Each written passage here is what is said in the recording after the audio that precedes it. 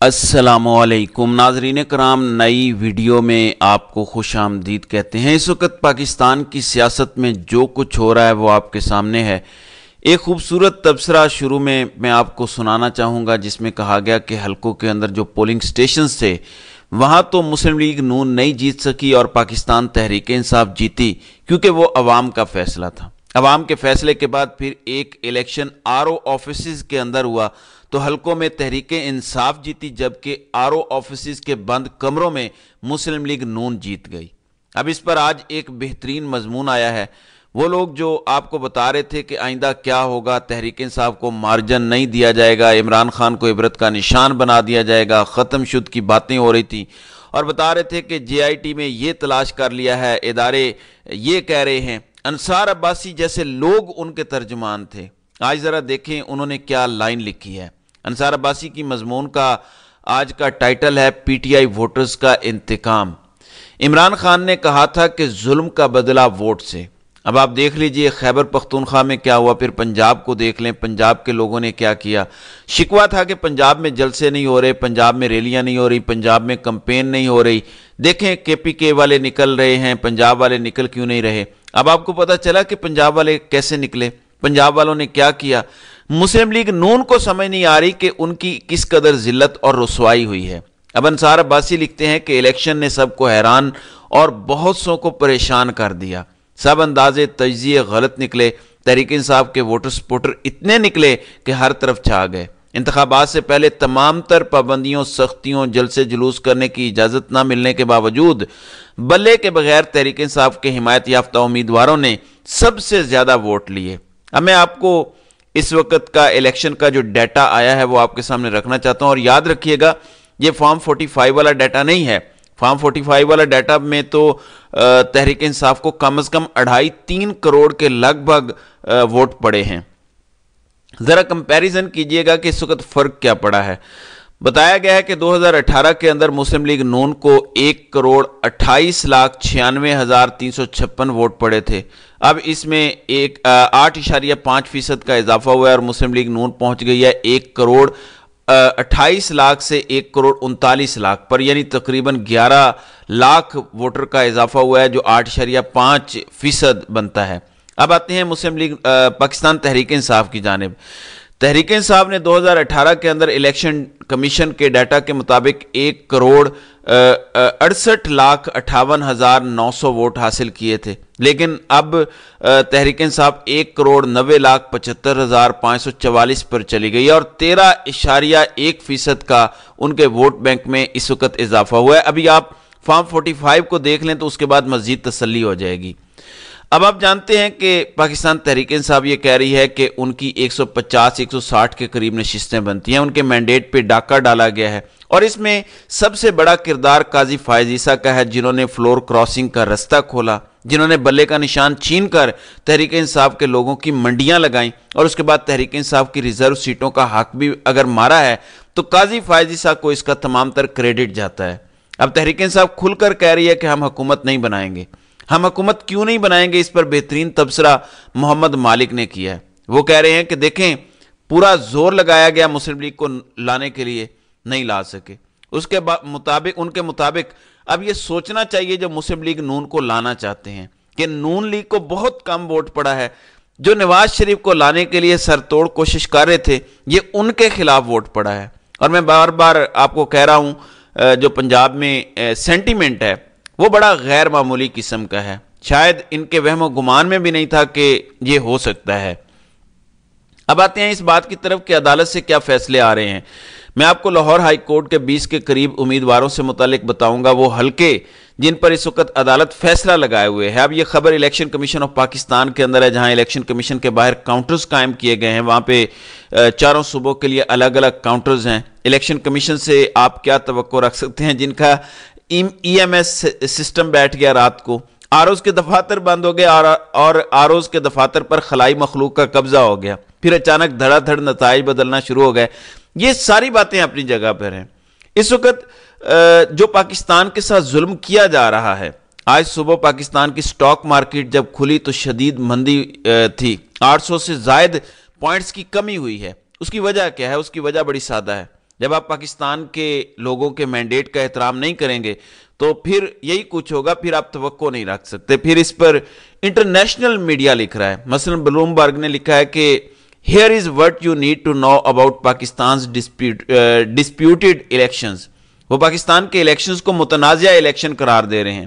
پھر فافن کا ادارہ کہہ رہا ہے کہ پولنگ سٹیشنز کی حد تک تو انتخابی عمل میں قانون پر عمل ہوا، لیکن جیسے ہی وہاں سے عمل مکمل ہوا اور بات آر او آفیسز تک گئی تو وہاں پہ میڈیا کو آر او آفیسز میں داخل نہیں ہونے دیا گیا۔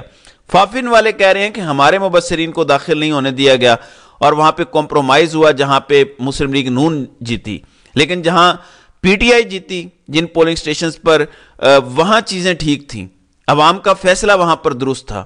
اب یہ کیا کہتے رہے؟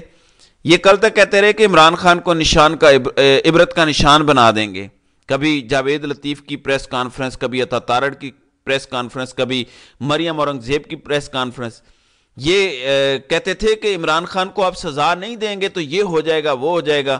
ادھر جاوید لطیف خود ہار گیا، پھر رانا ثناءاللہ خود ہار گیا۔ وہ بڑی بڑی بڑکیں مارنے والوں کو عوام نے بتایا کہ یہ نہیں چلے گا۔ اب وہی رانا ثناءاللہ رونا دھونا کر رہے ہیں اور کہتے ہیں کہ نون لیگ کو ایک تو پنجاب میں مہنگائی نے مروایا، دوسرا عمران خان کو ایک ساتھ دھڑا دھڑ جو سزائیں سنائی گئیں اس پر ہمدردی کی وجہ سے بڑا نقصان ہوا۔ حالانکہ یہ تو آپ ہی کا مطالبہ تھا، آپ ہی تو کہہ رہے تھے کہ عمران خان کو سزائیں دو، ترازو کے پلڑے برابر کرو گے تو ہی الیکشن ہوں گے۔ ہاں، میں یہ بات مانتا ہوں کہ اس وقت سب سے بڑی اسٹیبلشمنٹ ملک کی شریف خاندان ہے۔ آخر ان کے پاس کون سی ایسی گیدڑ سنگھی ہے کہ پورا سسٹم ان کے سامنے تگنی کا ناچ رہا ہے؟ اور یہی بیرسٹر گوہر کہہ رہے تھے کہ سوچنا چاہیے، جس پارٹی کو اس قوم نے مسترد کیا آپ اس کو قوم پر مسلط کرنا چاہتے ہیں۔ کیوں مسلط کرنا چاہتے ہیں؟ کیا کمزوری ہے آپ کی ان کے پاس؟ کیا ان کے پاس ایسا ہے جس کی بنیاد پر آپ لیٹے ہوئے ہیں؟ یہ دیکھنے والی بات ہے۔ پھر اس وقت عدالتوں میں کیسز لگے ہوئے ہیں، Peshawar high court, Lahore high court کے اندر، وہاں پہ الیکشن کمیشن کے وکیل اور اعظم نذیر تارڑ ایک پیج پر ہیں۔ اخلاق باجوہ کے ساتھ تلخ کلامی ہوئی، وہاں پہ کہا گیا کہ آپ کو تو بلایا ہی نہیں گیا، کسی نے آپ کو کہا نہیں، تو اعظم نذیر تارڑ وہاں پہ کیوں آیا ہے؟ تو 20 کے قریب درخواستیں ہیں۔ NA 117 جہاں پہ علیم خان جیتے، NA 11 نائٹ جہاں پہ مریم نواز جیتی، پھر ریحانہ ڈار والا حلقہ ہے اور اسی قسم کے دیگر حلقے ہیں، وہاں پہ اس وقت عدالتوں نے فیصلے محفوظ کرنا شروع کر دیے ہیں، جبکہ سلمان اکرم راجہ کے کیس پر سماعت دوبارہ ہوگی اور عدالت نے الیکشن کمیشن سے زیر التوا درخواستوں پر فوری طور پر رپورٹ طلب کر لی ہے۔ اس وقت NA 117 اور 119 پر فیصلہ محفوظ ہے، ریحانہ ڈار کے حلقے کا بھی فیصلہ محفوظ ہو چکا ہے۔ لاہور کے مجموعی طور پر 16 حلقے ہیں جن پر یہ سب ہو رہا ہے۔ در حقیقت یہ سب ٹرک کی بتی کے پیچھے لگایا جائے گا اور ان کیسز کو لٹکایا جائے گا۔ کیسے؟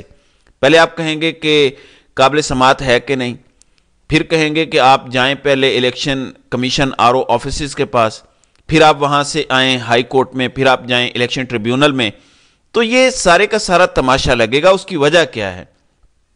اس ملک کے جو سب سے بڑے سیاست کے بازیگر ہیں، جو کہتے ہیں کہ ہم نیوٹرل ہیں، جو کہتے ہیں کہ ہم نے سیاست میں مداخلت پچھلے سال سے چھوڑی ہے، لیکن اس ملک کے سب سے بڑے سیاستدان وہی ہیں اور اس ملک کی سیاست بھی وہی چلاتے ہیں۔